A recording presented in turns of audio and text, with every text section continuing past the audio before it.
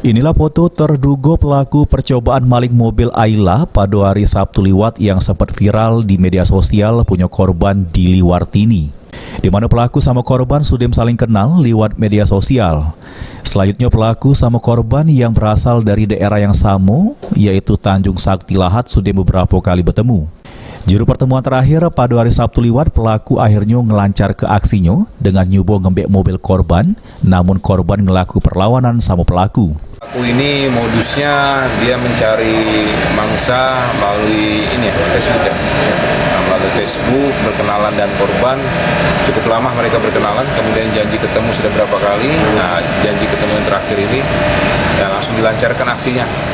Dengan adanya hasil pemeriksaan tersebut, ini anggota Polsek Sukarami masih ngelaku pencarian terhadap korban. Dihimbau buat pelaku supaya nyerah ke diri ke polisi sebelum kagetnya dilakukan tindakan tegas terhadap pelaku. Firman Hidayat, PAL TV.